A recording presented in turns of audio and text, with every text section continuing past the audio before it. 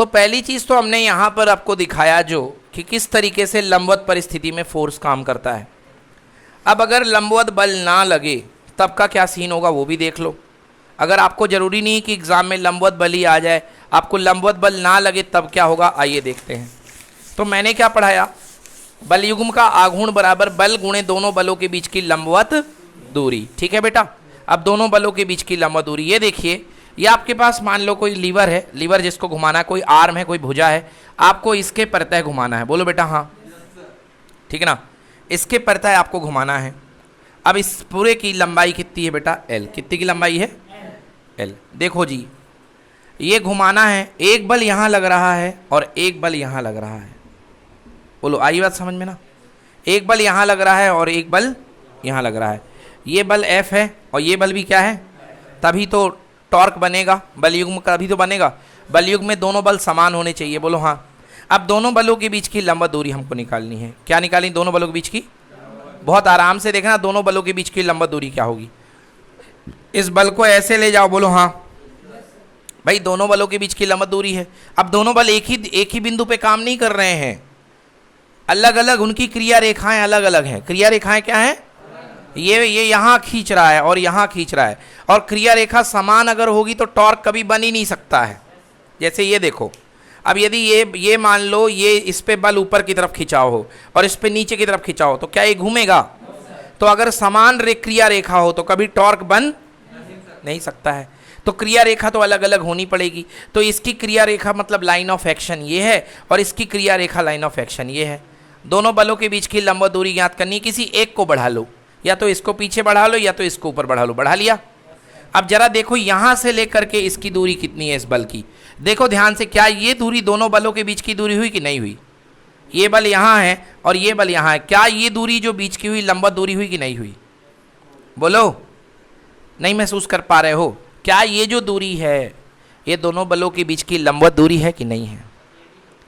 अच्छा ये लंबवत दूरी है, ये लंबवत दूरी है, कैसे हो जाएगी। अच्छा देखो जरा, एक बल यहाँ लग रहा है, एक बल यहाँ लग रहा है, दोनों बलों के बीच की लंबवत दूरी, दोनों बलों के बीच की लंबवत दूरी, तो या तो इसको बढ़ाओ इधर या तो इसको बढ़ाओ इधर। बोलो हाँ। अब ये दूरी लंबवत दूरी हुई कि नहीं हुई। भाई बल एक सदिश राशि है जिसका प्रभाव कभी खत्म माना नहीं जाता। हाँ या ना, हाँ या ना। मैंने तुम्हें मुक्का मारा तो उसके दिशा के बाद पूरी जहान तक मुक्का ही मुक्का है उस दिशा में, क्योंकि सदिश राशि है ना। यस सदिश। तो ये भाई इसके बीच की लंबवत दूरी है। तो अब बताओ ये लंबवत दूरी हुई कि नहीं हुई। तो बल गुणे लंबवत दूरी, अब ये x निकालना है। मतलब अगर मैं परिमाण की बात करूं तो टॉर्क बराबर F इंटू कितना x। भाई साहब ने कहा पाइथागोरस, अगर ये आपको पता है, ये पता है तो आप पाइथागोरस भी लगा सकते हो, बट अपने पास भाई साहब पता रहता है, मेन चीज है अपने पास रहता कोण। क्या रहता है, कोण।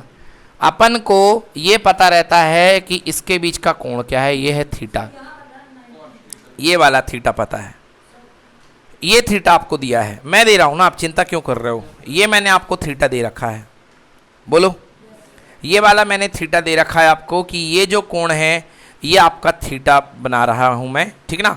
बल और दूरी के मध्य का कोण जो है आपको थीटा दिया जा रहा है। चलो एक काम करो, रुको रुको रुको रुको, ये जो है इसका आप जो है ये बल है, ये दूरी है, इस पे ये लग रहा है, इस पे ये लग रहा है। अब आपको मान लो सपोज ये कोण दिया हुआ है, चलो ये कोण ठीक है, दिया है कि नहीं दिया।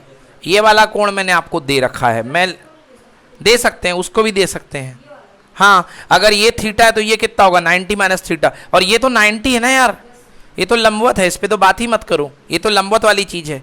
तो ये तो थीटा है तो ये कितना होगा 90 माइनस, और अगर ये थीटा है तो ये कितना होगा, वो चिंता मत करो, वो प्रश्न के समय मैं आपको उपलब्ध करा दूंगा।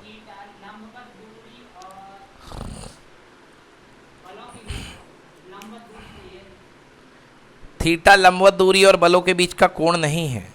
थीटा जो है बल, अरे सुनो बात पूरी सुनो, थीटा जो है बल और सदिश जिसके प्रत्यय वो काम कर रहा है उसके बीच का कोण है।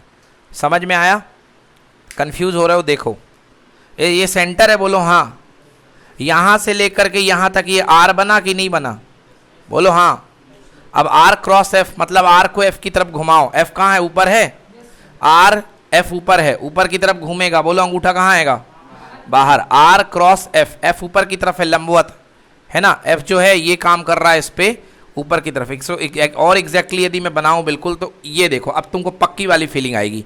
अभी थोड़ा सा मैंने लंबवत नहीं बनाया था, अब देखो, अब ठीक है। तो आर और एफ के बीच का कोण जो है, आर और एफ के बीच का कोण अभी कितना है, यहां पर आर और एफ के बीच का कोण जो है, आर और एफ कैसे लग रहे हैं, लंबवत लग रहे हैं, लग रहे हैं। तो यहां पर यदि लंबवत वाला केस है, अगर लंबवत वाला केस है तो इसका टॉर्क कितना काउंट होगा, आर एफ, और इसका भी कितना होगा, आर एफ, जो तो पुराना वाला केस बन जाएगा F into L, F into L. अब आप फोकस करो किस चीज पे, ये एक्स डिस्टेंस निकालने पे। वापस चेंज करो इसको, चेंज कर दिया, चेंज कर दिया, बोलो ठीक है, ठीक है। ये एफ लग रहा है और ये अपने पास ये है। अब लंबवत वाला केस नहीं है, सुन रहे हो, अब ये लंबवत वाला केस नहीं है, कोई कोण है। चलो देखो ये आर है, इसको इधर बढ़ा ले राजा, बोलो ये भी कितना हुआ, अगर ये आर सदिश है तो ये भी कितना हुआ, आर सदिश, हाँ या ना, आर सदिश हुआ, आर सदिश। अगर ये थीटा तो ये भी कितना हुआ, एफ और आर के बीच का कोण दिखा कितना है, थीटा, दिखा कि नहीं दिखा। तो एफ और आर के बीच का कोण अगर ये थीटा तो ये भी कितना हुआ, थीटा। हमें निकालना है टॉर्क बराबर बल गुणे लंबवत दूरी।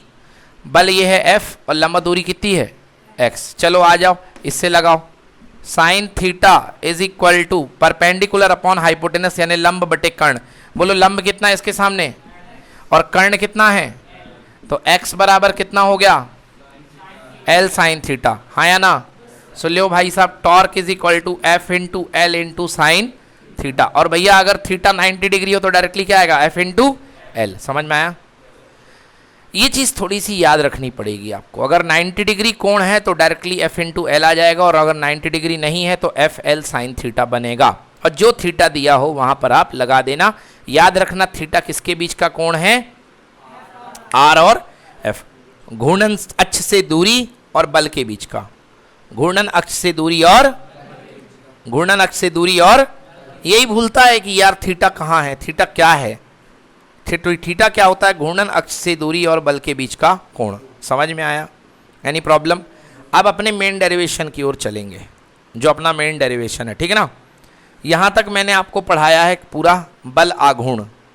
अब बल आघूर्ण को हम प्रैक्टिकल में उपयोग करेंगे, प्रैक्टिकल लाइफ में जो प्रैक्टिकल सिचुएशंस हमारे पास हैं उनको उपयोग करेंगे। इसका फोटो ले लो, इससे संबंधित कोई प्रश्न है तो पूछ लो अगर मन में आ रहा है तो।